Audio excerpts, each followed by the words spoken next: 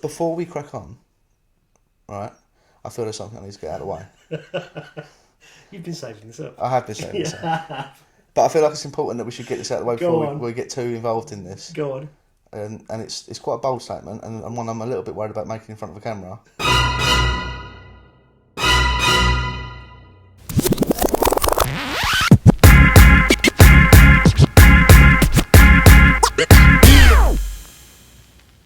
Welcome everybody to the Lure Fishing Podcast. My name's Andy Page. And I'm Charlie Coppola. Are you Scottish? No. You're the first person in all the years I've been questioned about my surname. You're the first person that's ever assumed I'm Scottish. I always thought it was a very Italian sounding name. Until I said to my missus the other day, I said, Andy asked me if I'm Scottish. She said, why is that? She said, I said, because my name, but I thought Coppola was a very obviously Italian name. I'll tell you what it is, mate. I watch a lot of rugby, and I don't know why I had it in my head. Right. It just makes me giggle. No, not Scottish, Italian. Oh, I better keep an eye on you then. Well, Italian stallion. Yeah. Yeah. Maybe my youth, mate. A bit old for any sort of stallion. We'll get on to that later. Yeah. Okay, guys, so we're rambling on. So I didn't want to ramble on, but I started it straight away, so I do apologise. So this is the first in hopefully a long series of lure fishing only podcasts. Mm-hmm. Why a lure fishing podcast? Well, I run another podcast that is match fishing orientated, but I'm not a match angler. And we had a great response. We've been doing it for 3 years. It's worked really well.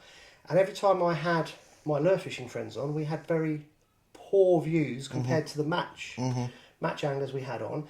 And that was solely down to it was match orientated. Yeah. So I spoke to Charlie. I said, we ought to really think about doing a lure only podcast because we think people would like it, and they'll be. I think we're filling a hole in the market with it. Well, the reality is, I'm personally a podcast consumer. I love listening to podcasts. There isn't a single good UK-based lure-only podcast. There's been ones that have come and gone, and they haven't had the longevity. But it's all very sort of carp orientated, or match orientated, or even sort of like specimen fishing. There isn't a good lure one, so I'm hoping between me and you we can come up with something that people want to listen to, and that I'd want to listen to. That's the whole point for me. I want to create something that I'd personally want to enjoy. Yeah.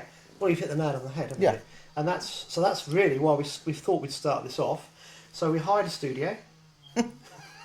My living room. Sort of, yeah.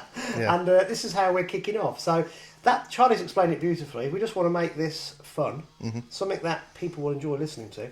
And I think one thing that's really important for us is that you guys listening, so people who've already found us, thank you very much.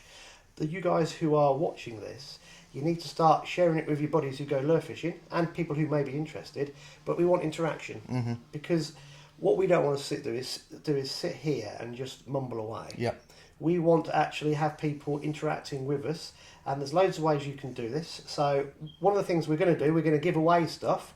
So I've already been to places like Daiwa Factory in Scotland. They've given us loads of Pro-Rex lures, so I'll give those away. I can't reach some other lures from an independent lure company, FFS. We've got a load of lures from there. And so we're going to reach out to the people we know in the industry and just try and get free stuff, because free stuff's good. Yeah.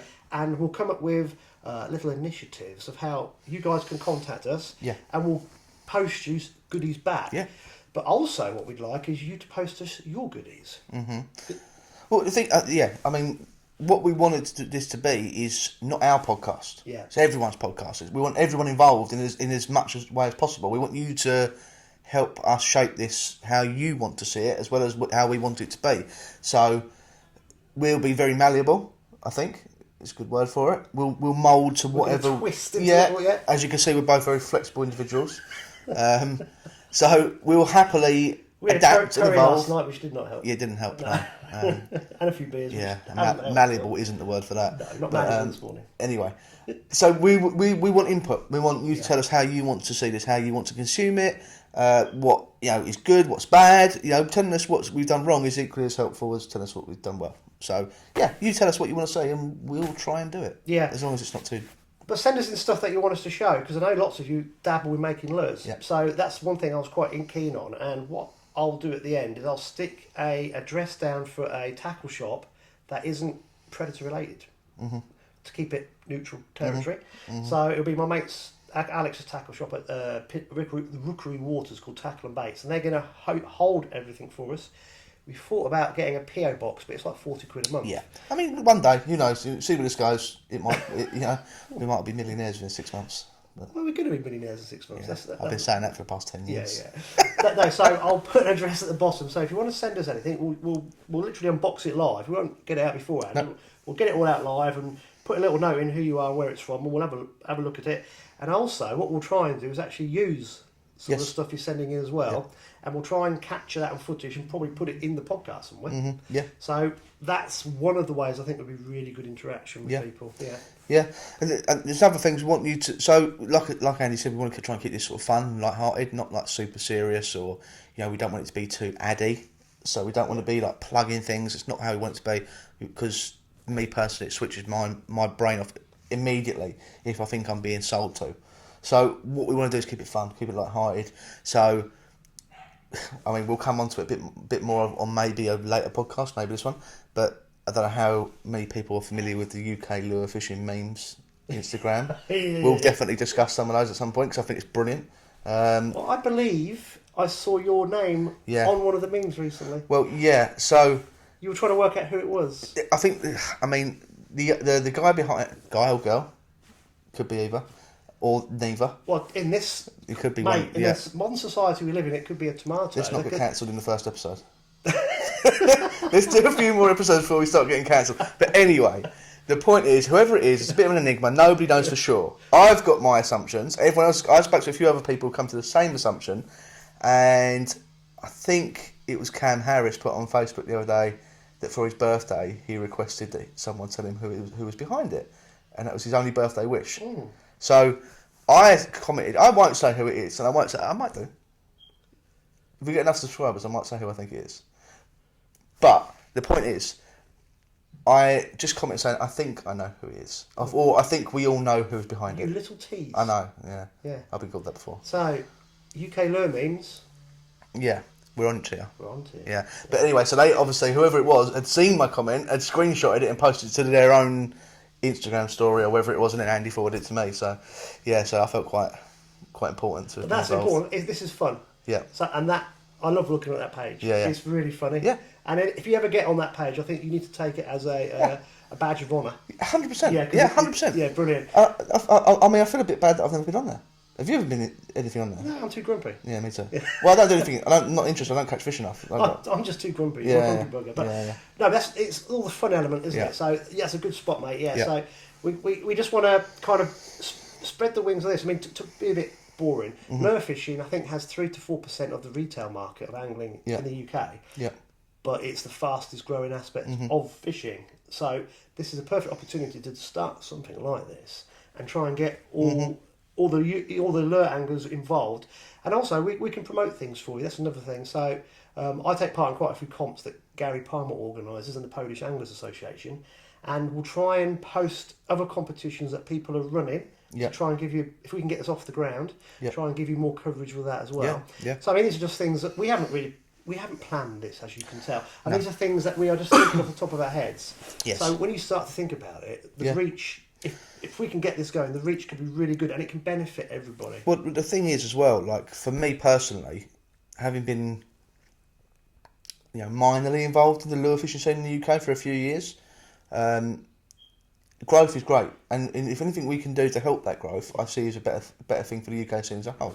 So if there's events, if there's comps, if there's matches and whatever else, I think we should all try and get as many people involved as possible, because it helps grow that side of the sport. Kids involved in it as well. That's 100%, that's key, isn't it? Because without the children doing it, that we haven't got a future. So it's all there. Yeah, but old farts like me and you die off.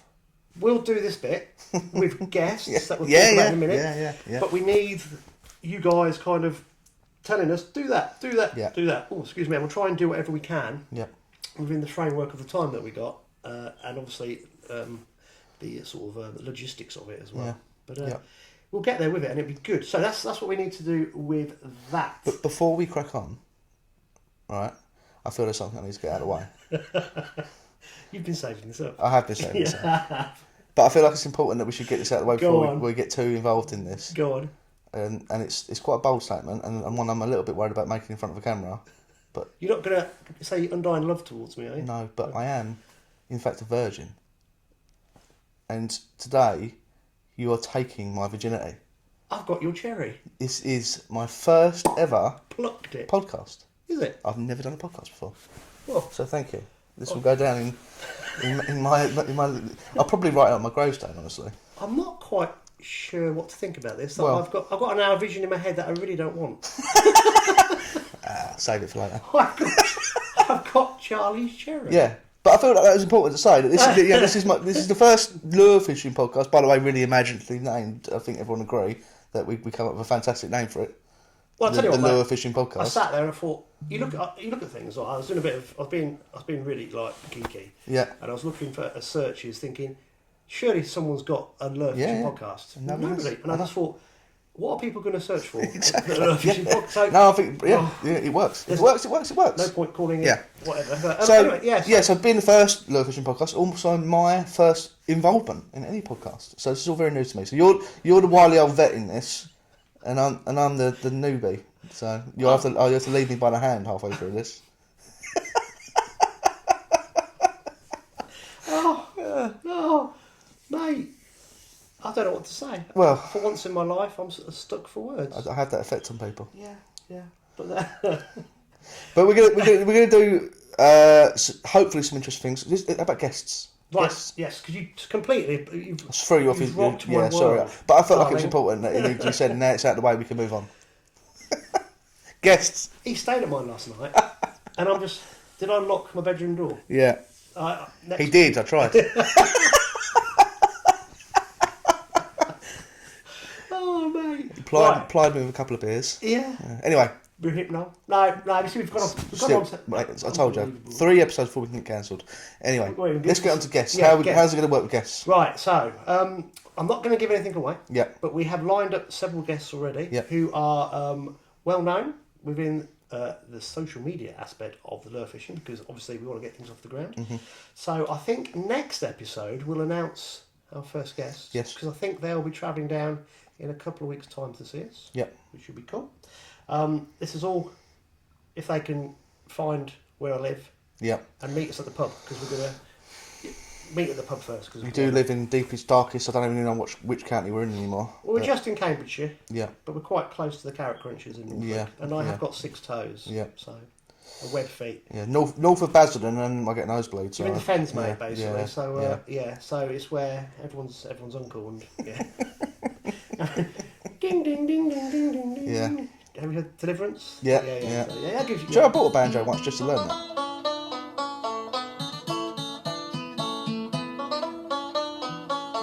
Did you? I learnt the dueling banjos from Deliverance and then sold it. That's dead true. That was me as an 18-year-old with a full-time wage and not knowing what to do with it. In 3 weeks, in my first wage, I got from my first ever proper job, full-time job, I bought a banjo and I bought a penny farthing bike. I sold the banjo within a month and I took the penny farthing back after about 3 hours because I fell off it. They're so hard to get onto, they're so tall. It's impossible to get onto. Why did you buy a penny? Because that's what 18-year-old does when he's got excessive money, I guess. I don't know. Mate, I'm worried now. Well, I've let you into my house. No. This is another segment of the podcast which I think we need to develop, is Charlie's Tales, because we went out for this curry last night and he had me in stitches, all these daft things that he's done. I've So done some stupid things. we will get on to Charlie's Tales as well at some point. Okay, so as you can see, we're trying to sell this product to everybody. It's up to you guys whether you want to run with it. We'll try our best to keep pushing things. We're not going to be... We've got links with certain brands in the industry, and one thing I would like to say is this is going to be independent, because you touched on it earlier, Charlie. If we start plugging stuff, if I was watching it, I would just sort of stop watching it, like you said. So even though we're going to have certain lures from certain brands, because we just know people. Yeah. But other brands, if people want to send us care packages, not for us, we will push them out. Yep. To viewers, because this is what this is all about. It's kind of like spreading the word. Yes. And I suppose also because lure fishing is getting very technical. If people want to start sending in rig ideas or explain things, because I know people like talking about that. And Ash Costa will come on at some point. Yes. And he loves I'll talking tell you what that man hasn't considered in technical lure angling probably isn't worth knowing. Like I had a couple of couple of hour long conversation with him and had my absolute mind blown Yeah. with how he analyses fishing. Yeah. He's what I call a thinking angler. You know, so he finds an issue in his fishing. Why isn't he catching? And he will grind out in his mind a way of getting around it. But I won't go too far into that because Ash will take it apart for everyone to see, and you'll see how the mind of a true technical angler. Yeah. I'm not at all. I go fishing, I either catch or I don't. Do you know what I mean? I'm the same, mate. Yeah. I'm just interested in location, really, Yeah. and I work it out from there. Yeah. He obviously knows where these fish are, but he's trying to catch pressurised fish, and you're right, buddy. Because we both sat down with him a little bit now, and when he talks to you, it's a different world, isn't it? Mm-hmm. And he'll start with the normal go-to methods, but then he'll adapt those to something that will solve that certain situation within that condition of that week or two that's going on. And it's usually a very simple solution. Yeah. And something that the likes of me, would still never have considered. Which Well, shows... I don't know, mate, earlier I couldn't rig up the mics with the power leads. Yeah. It was blowing my mind, and Charlie just said, just swap the mics over. Yeah. Yeah. It helps to have two heads looking at things sometimes. Yeah. But no, going back to Ash, you're spot on. He is... Yeah. And I like talking to people like that because it helps infuse me. I do struggle sometimes with my mojo for fishing because I'm around it so often, and people will tell you when you work within fishing, you lose your mojo for it a little bit. Yeah. So, but talking to people like Ash gives me that enthusiasm to get back out and do it again. Yeah. And I think that's really important. That these people that are very insular in their fishing and keep themselves to themselves and sort of gatekeep everything, I think they end up burning out because they've got no one to bounce off of. I think it's a very important thing to be able to bounce off of your peers and discuss ideas and innovations, and that's how things move on. Yes. Well, that's the nice thing about lure fishing, because my background is pike bait fishing, lives and dead baits back in the day, and it is like being a part of the KGB. It is ridiculous, and I understand why, because catching pike on baits is very straightforward. Yeah. And if you sit there long enough in the right spot, you'll catch that big fish. People might disagree with me. In my opinion, there isn't much skill involved. Drowning a dead bait is what it is, and it's just about putting the time in. With lure fishing, I found it to be. I still go bait fishing. I fly fish for pike. Yeah. But lure fishing and fly fishing, you're more active, aren't you? You're hunting. Yeah, definitely. And you're trying to solve problems that you've thought about during the week, but you're also trying to solve problems that you've come across during the day. Simple things like if I'm on a boat and someone joins me, I notice straight away if their braid's catching the wind. Yes. Because this has been one of my things that I've noticed. Do you know, it's there's things like that, little percents that build up to the bigger picture. Yeah. If you every 10%, you little this, and you build up to the 100% picture. Yeah. And I tell you, who else is very good with that is Mr. Tom Hunt. Yeah. And one of the first times I fished in the vicinity of Tom before we even really knew each other very well. Now we're very friendly. I was complaining that I was having to fish with too large a jig head on Rutland casting. I wasn't getting down quick enough, and still having to do up my size. And Tom said something so simple that I just hadn't considered. He said, "What diameter fluorocarbon are you using for your leader?" I said, "Oh, such and such, whatever it was. Go narrower." Yeah, works like a parachute. Yeah. There's certain situations where you want it to hold exactly. it up. Yeah, exactly. And there's certain situations when you don't. And and like you said, so if you hadn't spoken to Tom, that would have been something that you perhaps wouldn't have considered. Exactly. Yeah.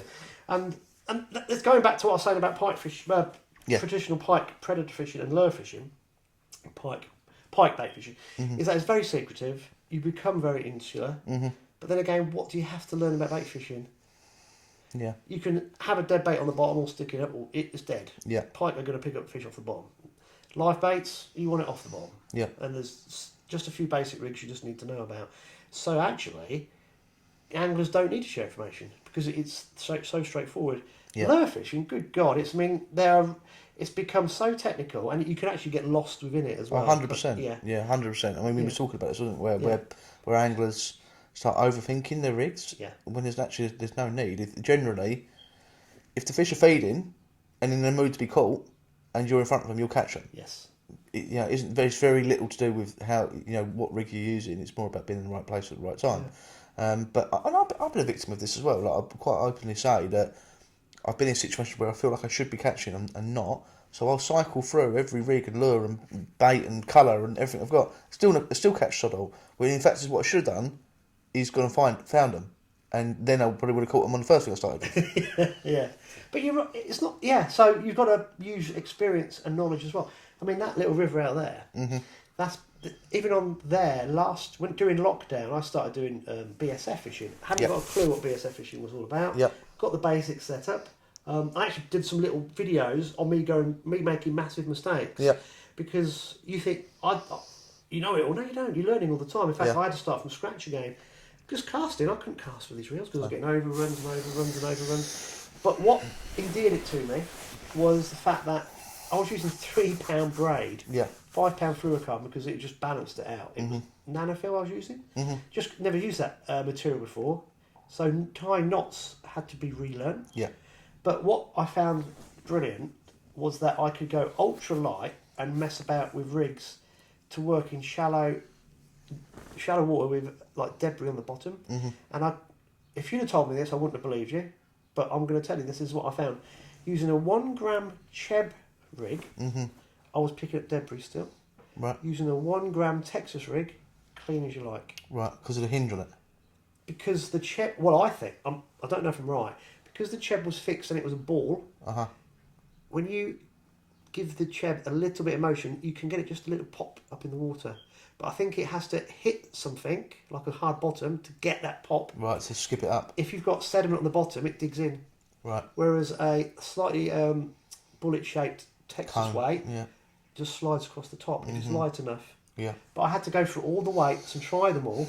And I was going, this is ridiculous. And then I just tried this Texas rig and, well, there can't be any weed in front of me. Tried it again. Tried it again. Wow.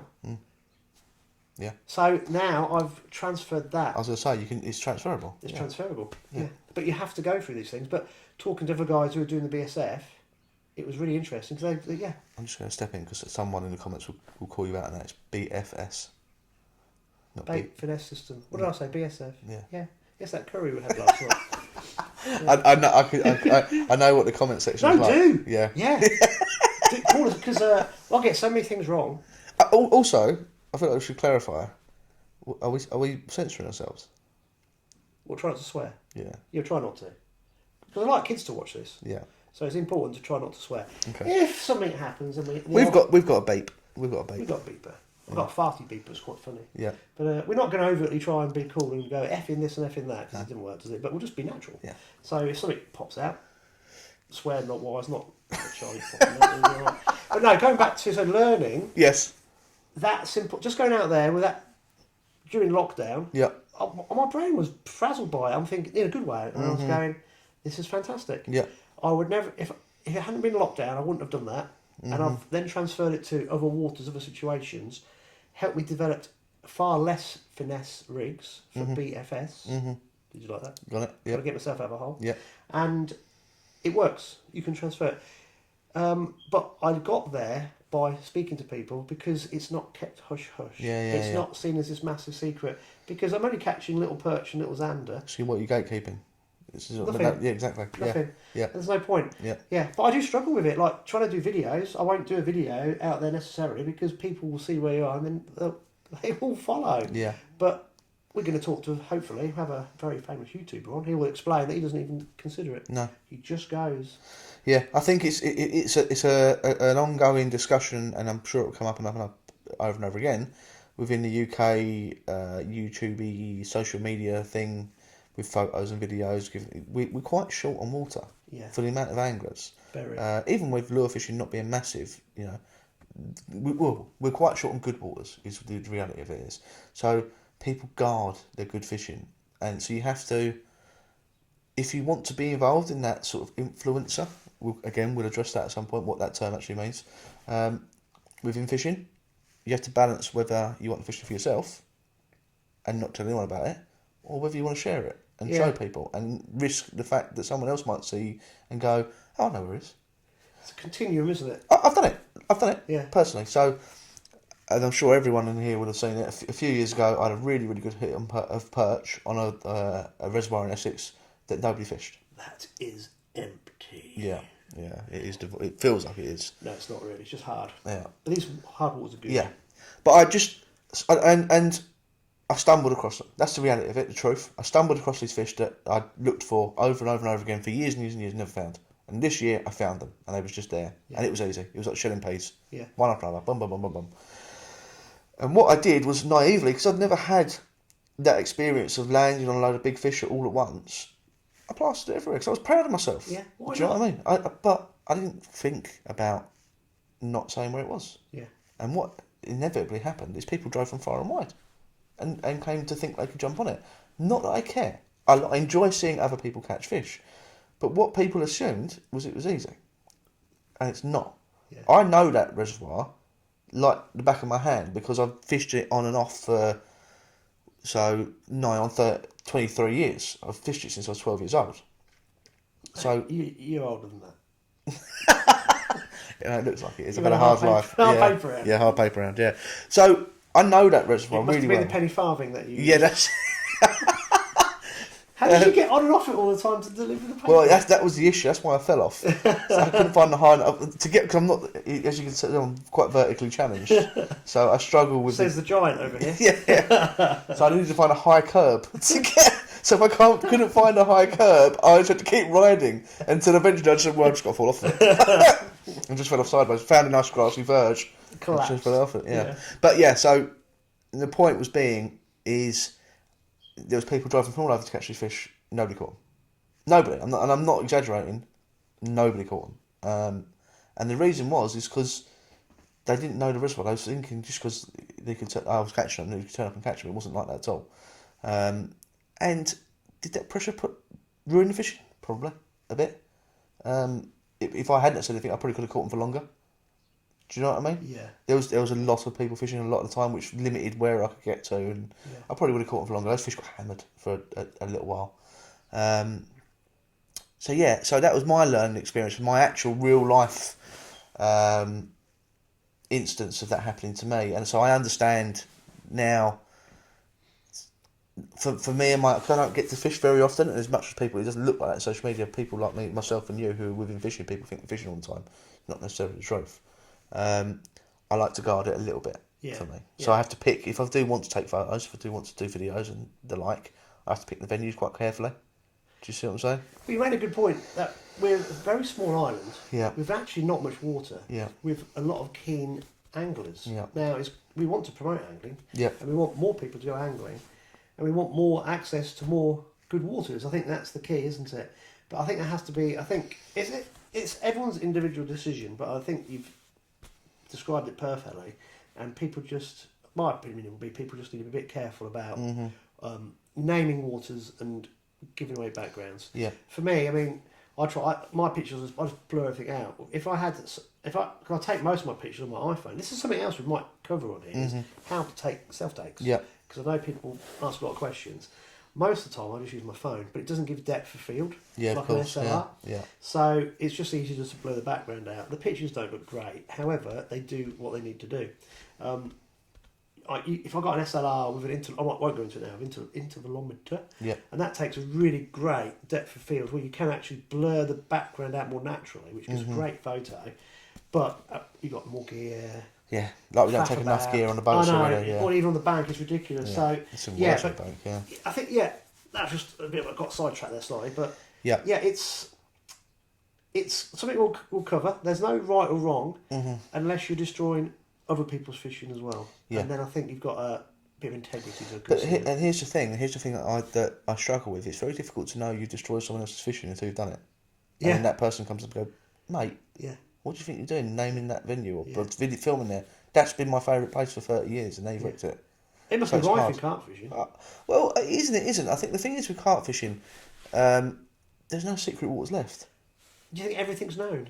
Well, do you think all the fish are known? No. I know. Well, this is the thing. 99%. 99.9%, I'd say. There's always going to be the odds. Yeah. One or two out there. You know, when you go back to,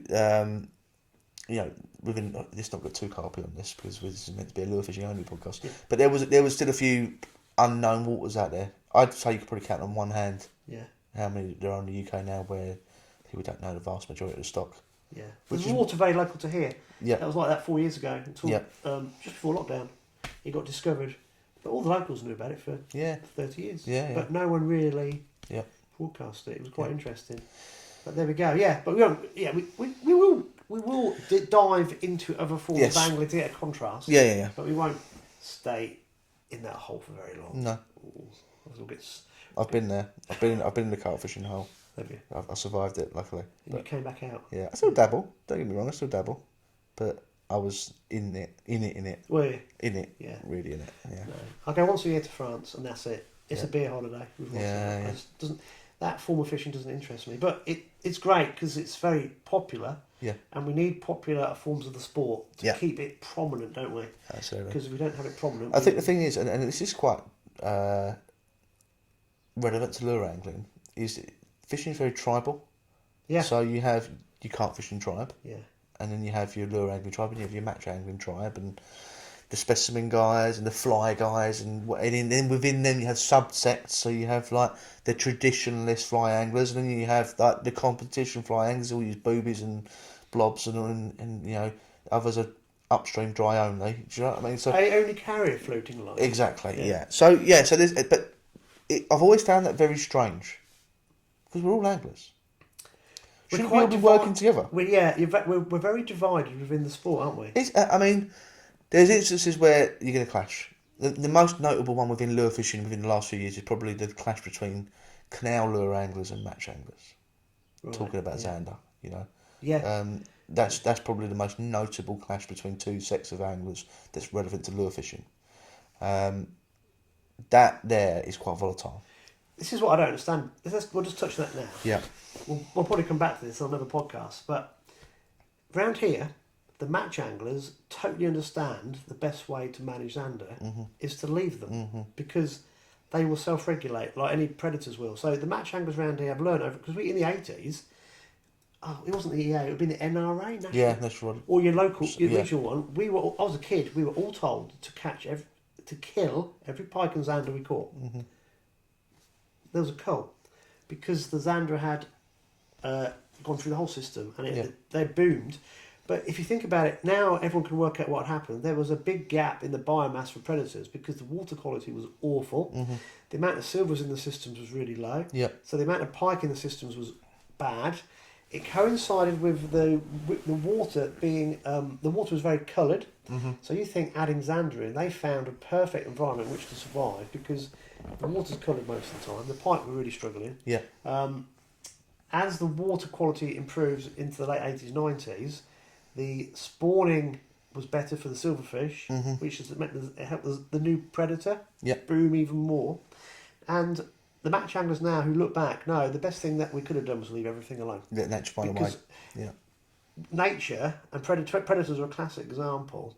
The apex predator of that water will establish itself and then it will keep on top of the other predators. So Ireland's a classic, the south of Ireland where they cull on cory and mask. They have this massive abundance of jacks and now they're having these invasive species such as roach and perch that were never in there. And they've got a lot of them because they haven't got enough pike to eat them. Because they've decimated the pike stocks, they've changed the whole biomass of the system. Whereas they should just leave it alone. So in the canals, they're bloody stupid. Leave it alone, it will sort itself out. And the thing is, I like talking strictly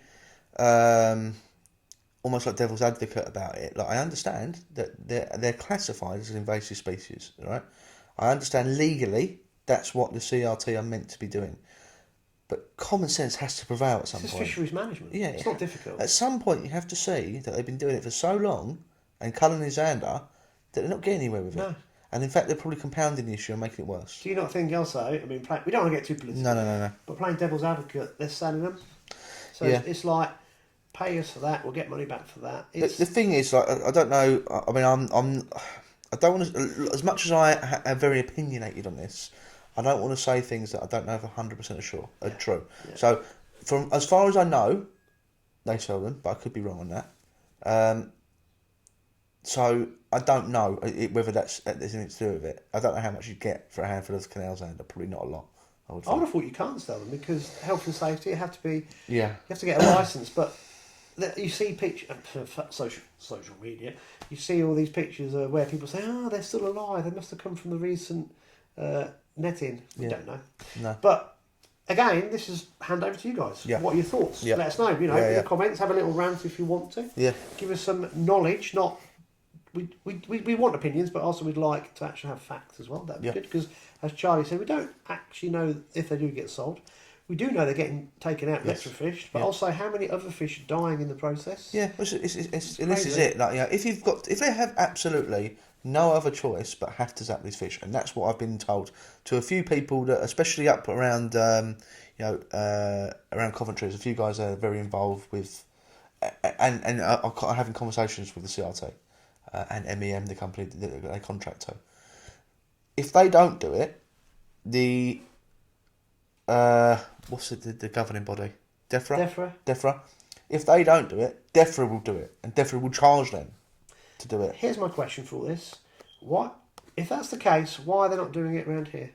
Well, so yeah, exactly. But the point I was getting to is, if they have to do it, they have to do it. They don't have to do it. No, because they're not doing it around here. Yeah, it's Zander. The Zander, the same Zander as here. They're not the subspecies. Yeah, they're invasive species technically, but they've been here for so long. They should now not be. That's my personal opinion.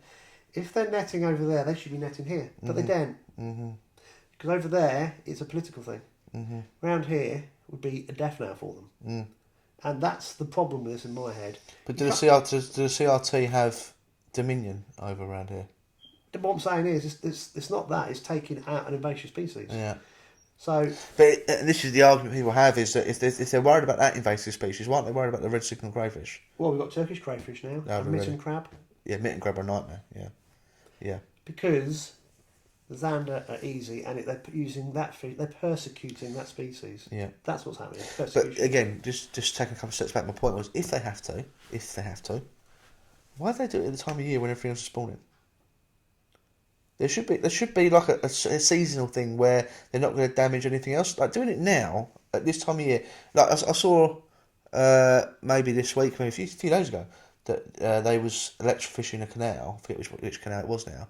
When a few days earlier, myself and you and every other river angler in the country has told you, you've got to stop fishing your rivers now because those fish need a break. It's called hypocrisy, mate. Yeah, that's the problem. Yeah. Right.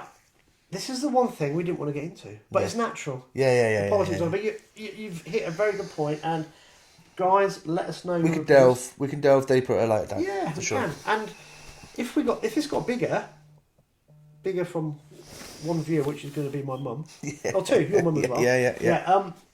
It has a bit of a pull, doesn't it? Yeah. So we can have a bit of an effect on if we do this in the right way. Yeah. And it's seen as very accurate and a positive thing. People will take notice. So, guys, let us know what you think. Right, we intended this to be an intro. Yeah, how long have we been going for? We've waffled for about half an hour. So that's about right. So we just wanted to give you a flavour of what this was going to be. Yep. This is us. You'll get to know us. If you don't know us, you've avoided us. You've been lucky. Yeah. We're now going to be on this podcast, so I'm afraid you've got no chance. Yep. But, you'll get to know us over the next few podcasts. Let us know what you'd like to see. And you can get in touch with us. We've set up the Instagram page, so it's the Lure Fishing Podcast. We've got the Facebook page. This is well, mate. Yeah, it's page. Yeah, and I've done a group as well. Right. Because I don't know why I did all three. It just seemed that it was there. Yeah. So we will start posting things, and maybe we'll have a group that we can have this community type chat on, but I think we'll hold that one back. Yeah. So we'll post on the page and the Instagram page. Build something. Yeah, so please follow us on those and share them with your fishing mates or people who you think might be interested. Yeah. And the last thing is, when are you going to see us? Yes. So, we thought Mondays 5 p.m. This is Charlie's idea. He said to me, it gives everyone the whole week to catch up. Well, the way that I consume podcasts is either when I'm driving or whilst I'm working, like instead of listening to radio, I have a podcast on. So if we drop this on a Monday evening, it gives people their whole working week pretty much to listen to it. We could bore them throughout the whole week. Exactly. Yeah. Listen to our dulcet tones. Yeah. So this is what we're going to do. We'll get it scheduled for 5 p.m. every Monday. So once you see this podcast, it will come out. You don't know what day we're recording. It will come out the next Monday. Which totally confuses you. But then we're going to keep it going every week. And I think what we'll probably do is run up until August, September time. Yeah. So we'll try and give it a good hit, and we'll do it seasonally. Yeah. So we'll do season 1 starting now, intro, that's episode 1, and then we'll run all the way through the summer, and we'll try and make it topical. Yeah. To what people are fishing for, and something that I have no experience that I'd like to delve into is sea fishing. Yes. So wrasse, bass. I've promised. Wrasse, bass. Wrasse bass is almost a. And I couldn't think of a third tune. one. Yeah. I was going wrasse bass, then I was going pollock. Yeah. So sea fishing is something I've done a little bit of, well, a lot of actually. So I've promised Andy we'll be doing some bass fishing trips when the weather warms up a little bit. Yeah, cool. Round my way it's all estuary fishing, so we need to give him a little bit of a chance to get out there. Yeah. But we'll do that, definitely. And that'd be quite nice, because honestly, the more I go fishing, the less I know. And things like that, I have no idea. And I just think it's great, because you can be like a sponge, can't you? And try and get Every day is a school day. Yeah. And I know I said we're about to finish, but one last thing. You'll notice that we are into this. Yeah. And this gentleman here is a very skilled tattooist. And we have other people who are going to come on who are tattooists. Yeah. So we're going to try and delve into other branches of art form, interest. So, for example, we're going to be at a barber shop soon. Yes. So we're just going to try and involve different people that we know who have different businesses, just to freshen it up. Yeah. So it doesn't get stale. The last thing we'll do, and we're very conscious of this from the get-go, is let it get boring before it's even started. Yeah. So we want to keep things evolving, keep things changing, keep it fresh, keep stuff happening. Yeah. So if people want us to come and do podcasts at their tackle shop or some kind of exhibition, if we can do it, we'll do it. Yeah. Obviously, it's got to be within the logistics, but what we're saying is this is completely open-ended, and we want it to be very transferable between us sitting here and you guys that end. Yeah, absolutely. And I don't know if we said this at the beginning, but if we haven't, I'll say it now. Me and Andy are both very reachable on social media. Yeah. So we'll put our links to in the description, and I don't know if we can do clickable links up here. If that's a thing. Am I just pointing at something there? I think we could do that. Andy's better at YouTube than I am. But yeah, we'll do something like that. We'll try. Yeah. If not, it'll be in the description. In the description. That way. Not that way. That so way. we'll give it a go, and like I said, we'll just run with it and see where it takes us. Yeah. Anything else you want to add, buddy? No, I think we've got it, mate. I think we've got everything. Cool. Well, those of you that have found us, thank you very much. Keep your eyes open for the next episode, and as we've been hammering all the way through this one, get in touch with us and let us know what you want, and we'll see if we can make it happen. See you next episode. See you later.